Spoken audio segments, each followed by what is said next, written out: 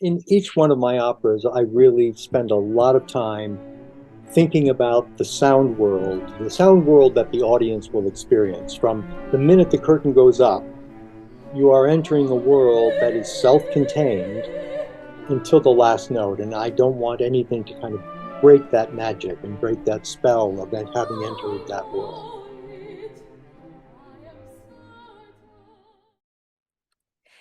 Hello, my name is Andrea Moore. I'm a soprano based in North Carolina, and I'm joined today by composer Michael Dellaira. Michael Dellaira is a composer whose work transcends the boundaries of classical music with his innovative compositions and deeply emotive storytelling. With a career spanning several decades, Dellaira has established himself as a prominent figure in the world of contemporary opera and classical music. His unique ability to fuse traditional and avant-garde elements has earned him critical acclaim. His many awards include the ASCAP Morton Gould Award, a Fulbright Fellowship, grants from the Ford and Mellon Foundations, the American Music Center, and a Jerome Commission from the American Composers Forum. Dellaira has degrees in philosophy and music, receiving his BA at Georgetown University, his Master of Music at George Washington University, and his MFA and PhD at the renowned Princeton University. Among his many operas and musical compositions, his one-act opera, The Death of Webern, was named one of the 5 best new works of 2016 by Opera News. Welcome, Michael, and thank you so much for joining me and for your time. Well, thank you, Andrew. I really appreciate the opportunity of you doing this. Well, I'm so excited that Martial Opera is endeavoring to explore oral histories of composers, and I've had a great time exploring your music. We've shared a few pieces and finally settled on a beautiful aria, a very passionate opera, Blood and Dirt from The Secret Agent, which I'll be singing in New York, and I'm thrilled to do that. But I also really enjoyed the scope of the other excerpts we were exploring and diving into your music. So thank you so much for the conversation and finding the right excerpt for me. And I want to just dive in and start a little further back.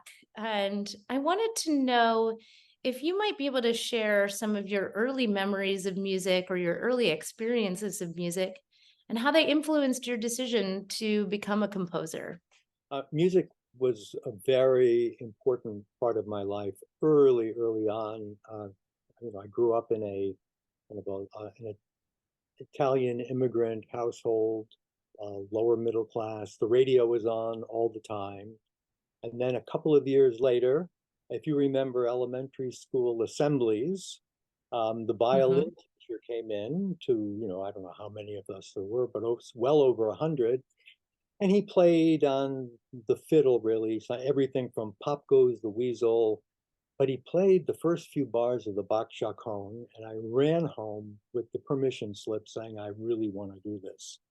And so my parents were very supportive. They brought home a violin, and I studied violin for 4 years. I know that my father wanted to be a jazz saxophone player. So sometime around 11 or 12 years old, I went into the junior high school teacher and said, I want to play saxophone.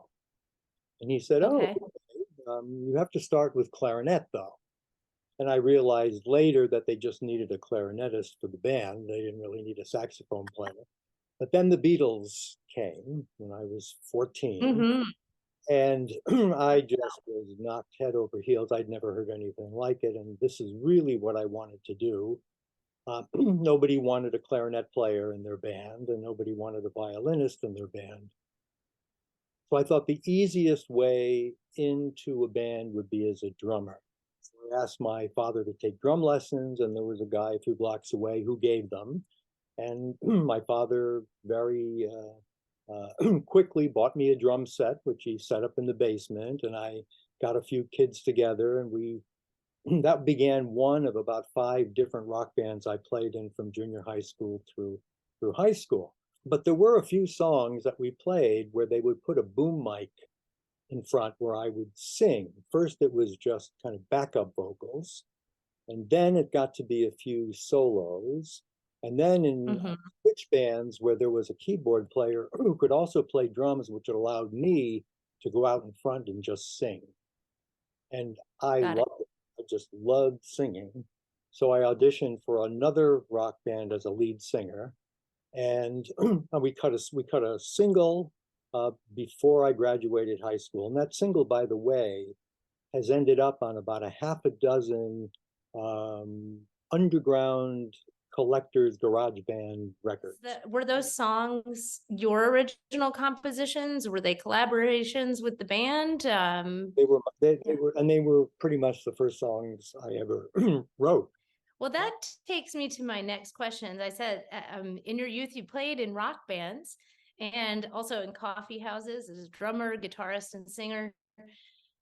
How did you transition your interests from those pop realms, those commercial realms, into your early career and education while you were studying under composers such as Milton Babbitt and Roger Sessions? These are highly avant-garde figures in the 20th century world of composition. And how did they change you and shape you into the musical style and creative processes that you embodied as you went forward? Yeah, good question. Thank you. I mean, when I got to college, um, I wasn't playing in rock bands anymore, but I really got serious um, with the acoustic guitar, and I just fell in love with the music of a guitarist who was popular in the '60s into the early '70s, named John Fahey, Fahey, and he did Uh-huh. series of just solo guitar music. And the guitar music was sort of based partly in bluegrass, partly in blues, partly in folk, but it was just solo guitar music. And they were difficult, but they weren't virtuosic. So with a lot of effort, I could learn to play them, and I loved playing them. And then from there, I was developing my own kind of guitar pieces. And it just made me think in terms other than a 2.5 minute pop song. One is that there weren't any words to sing, it was music. And to me, it was how music could be both complex and simple at the same time. And I played that music solo in coffee houses. And when I went to Europe, I played on street corners and made my way through, Germany and Belgium and England. That it was in Germany in 1969, I met a painter who was exhibiting at the Cologne Art Fair. And he asked me to just be there and sit on a blanket and play my guitar. And it was really sort of a publicity stunt for him because it drew people to his booth of his paintings. But who Mhm. stopped by was Karl Heinz Stockhausen, who I didn't know his music. I knew that he had been on the cover of Sergeant Pepper's Lonely Hearts Club Band as one of the figures, and Oh, yes. and he stopped and he complimented my guitar playing, and then he suggested that I restring my guitar backwards, which Hmm. confused me. I thought it was really a crazy idea, but I thought it was really an interesting idea. And I then started to kind of look at other music of Stockhausen, and then that kind of opened up this whole world that I knew nothing about. And when I came back to the States in December of '69, I enrolled in some music theory courses. And even though I was then starting a folk rock band, I was also getting really serious about composing. And I was reading perspectives of new music. I was listening to Stravinsky. I was listening to Schoenberg.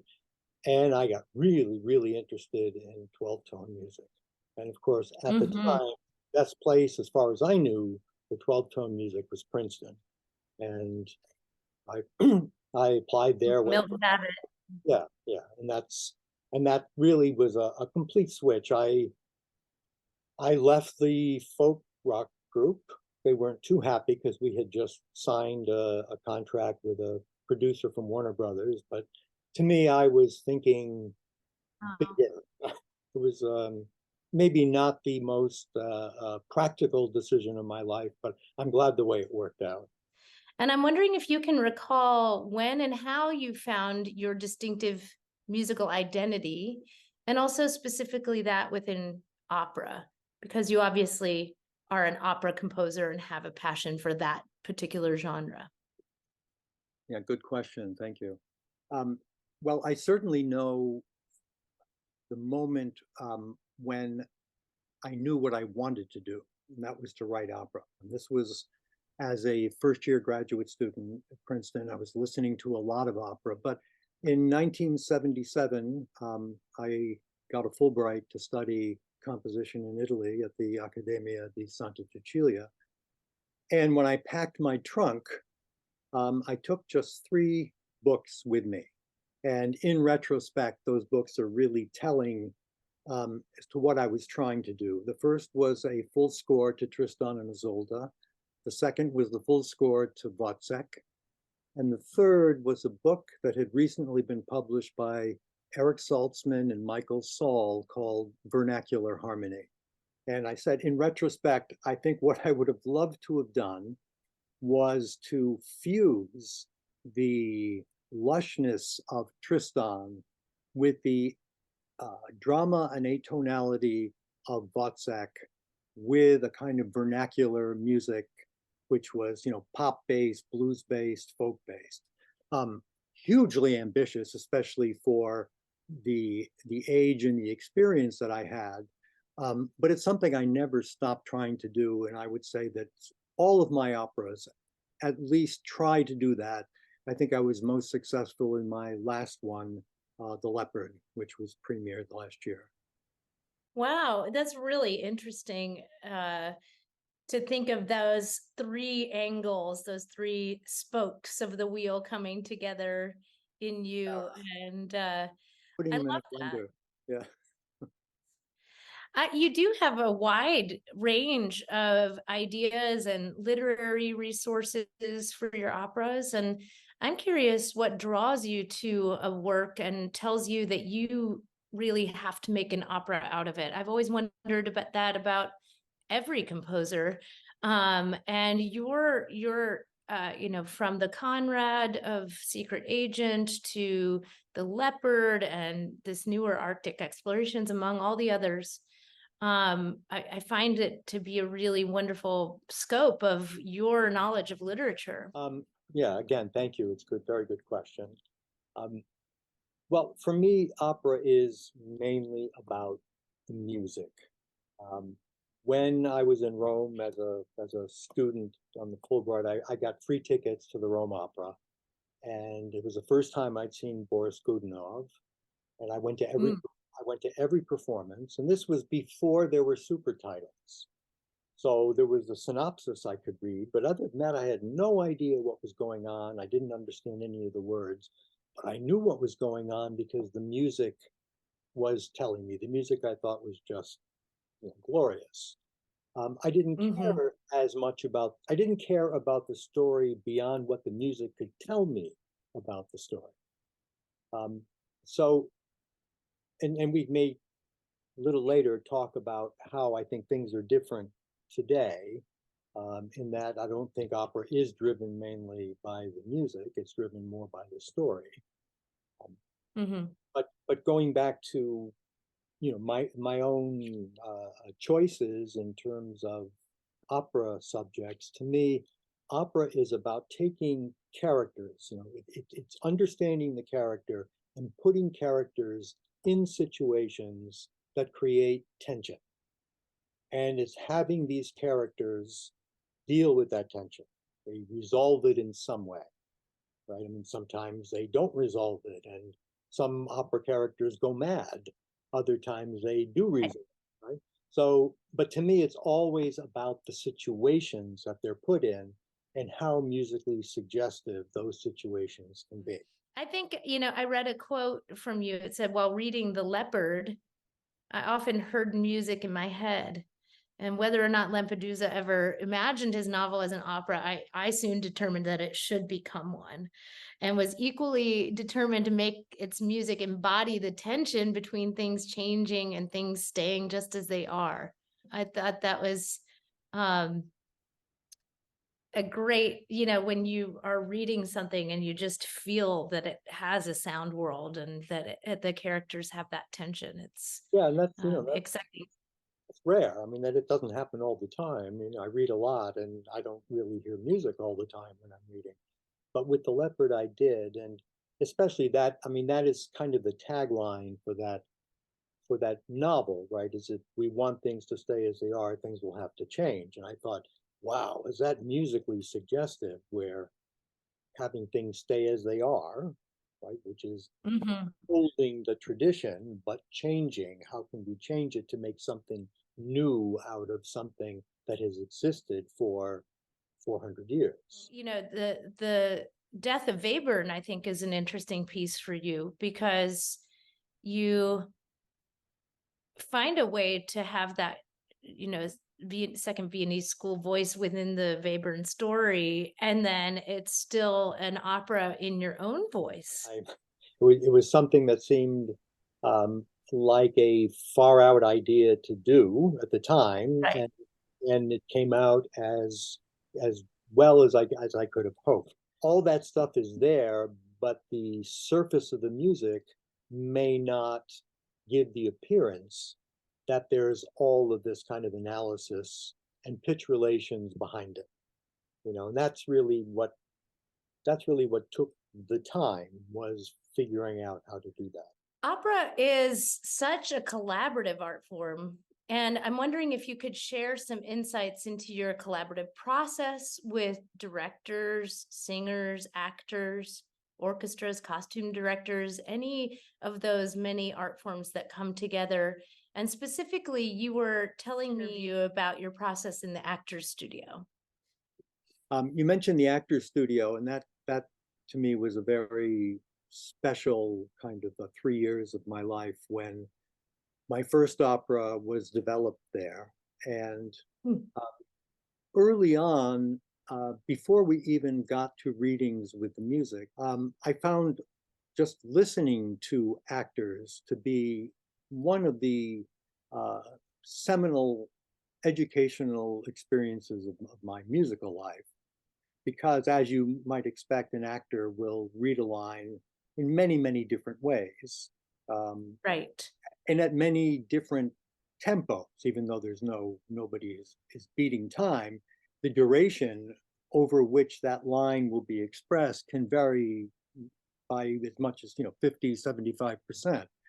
Some words can be accented where one time and a different word the other time. And listening very closely, one is it just extremely stimulating in terms of what one can do musically, because they are being very suggestive musically.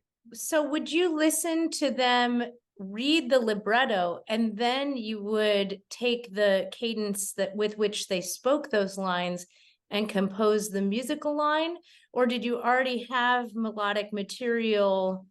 It's chicken and egg. Which would Well, come first? yeah. So when we started, the score was written, so they were reading the libretto, but the music had existed.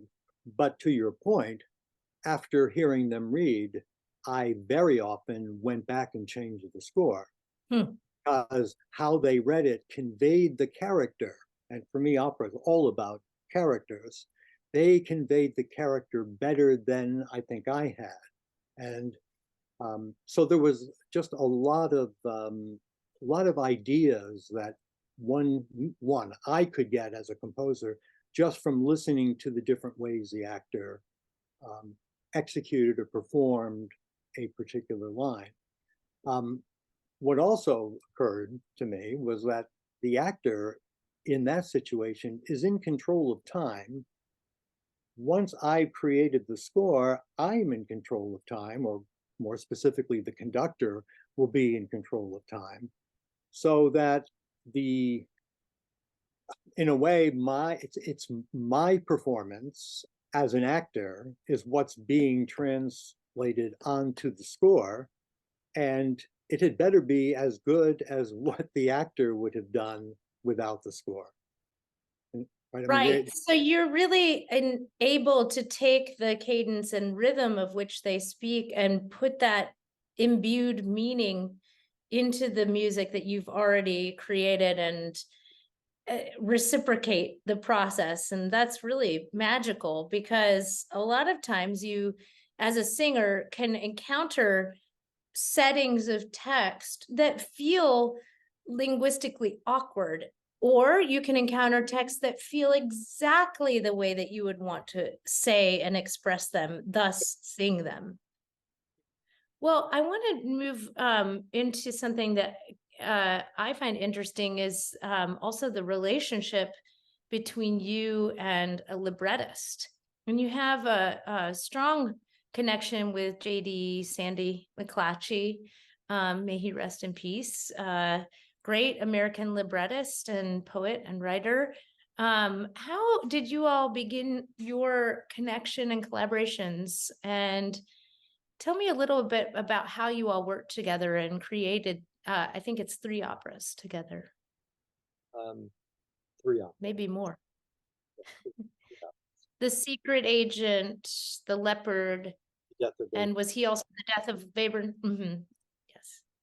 Yes.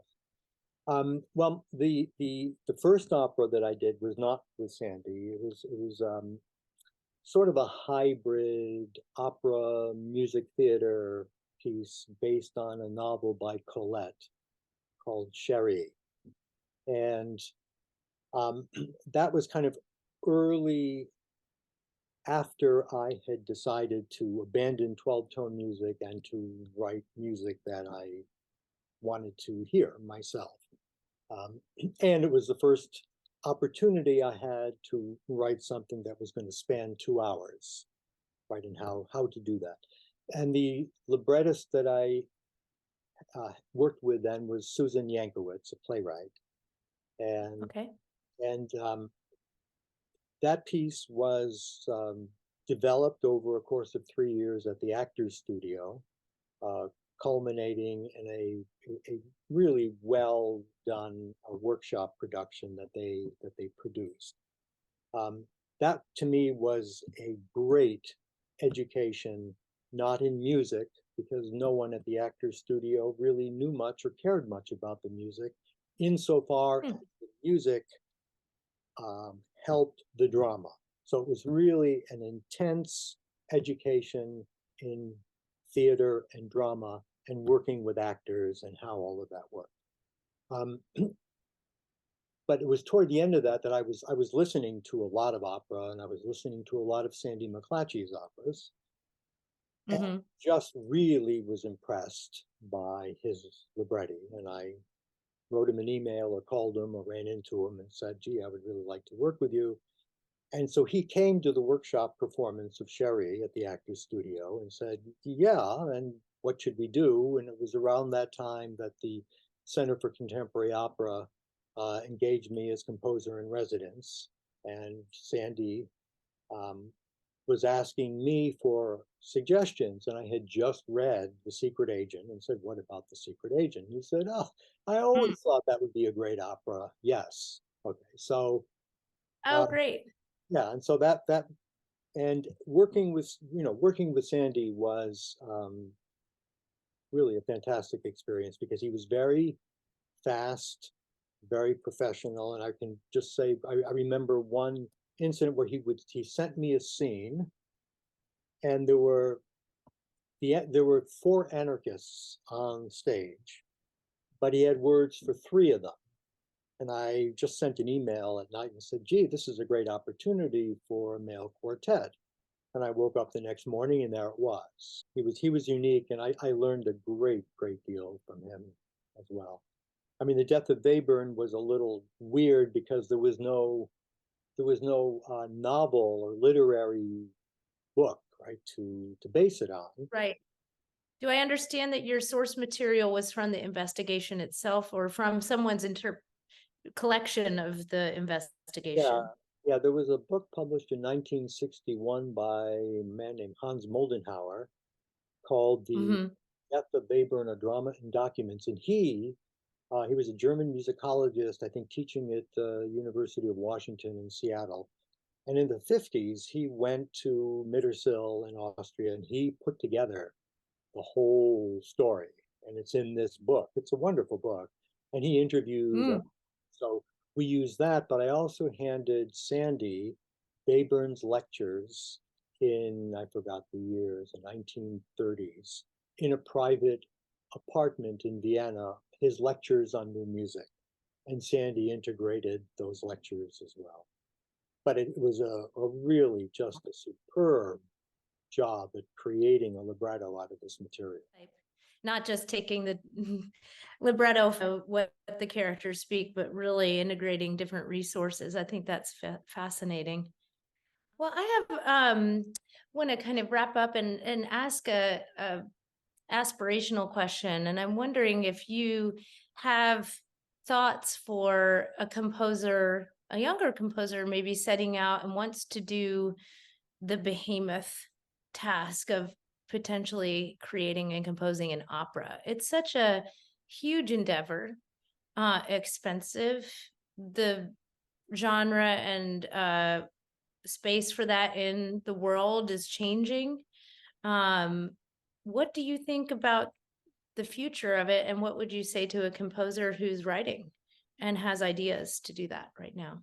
Um, yeah, and that's a hard question to answer because we're kind of in that time, and I'm doing the best that I can to um, evaluate where we are. But it seems to me that what's different about today, and it's been different for the last 10 years or so, is that we seem to be at a time that's maybe similar to Venice in the 16th century, when the music didn't matter.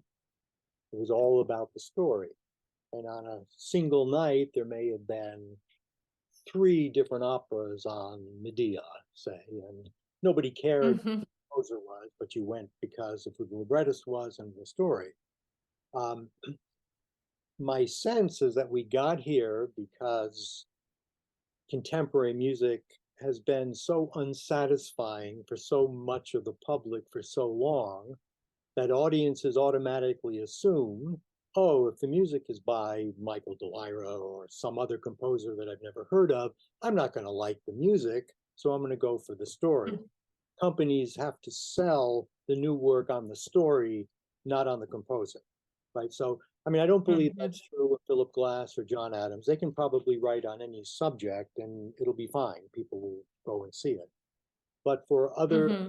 for composers, I think um, I hate to say this, but because I don't think it's necessarily the best way to go, but concentrate on a story, right? A story that's going to at least have the appearance of social relevance. I mean, that's Right, because if you don't, the odds of getting that first hearing, I think, is going to be reduced.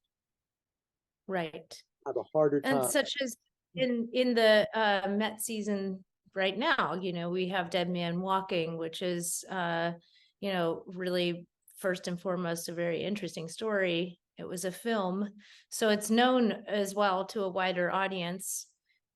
It's coming to the Met after having been produced by 70 companies Right. because of the story. Not to say it's not because of Jake and his music. I think it's phenomenal music actually, but in my humble opinion, but I think that that's a really interesting point and is mirrored in that offering right now. And I mean, it happens to be, I think, the music for Dead Man Walking is just terrific. I mean, it really, really works with the story. It's moving, it does everything a good opera should do. Um, that doesn't mean that a young composer with a story that may not be timely, but whose music is beautiful, it's just much harder, I think, to have anyone have the opportunity to hear what that music is. Is there anything else you'd like to share about your life and your career? When you reflect on your career as a composer, are there some fulfilling moments or milestones that really stand out to you? Um, I am still kind of amazed that I am where I am today. In other words, that I've actually been able to write um, 5 operas now. You know, I'm still trying to fulfill the dream. You have some future operas in your pocket? Well, there's the one I literally just finished. I put the double bar on the day before yesterday, and that will be premiered in March. That's called Arctic Explorations, and it'll be premiered by the New Amsterdam Singers in collaboration with the Cell Theater. Congratulations. That's really exciting. Michael, it's a great pleasure to get to know you and to learn about your life and career and your continued success, which I wish you continued success with Arctic Explorations and anything else coming up. It's wonderful to meet you and to explore your music. Thank you so much. Thank you, Andrea, and it's a pleasure meeting you. And I'll see you just in 2 weeks, I think, for the concert. That's right. See you soon.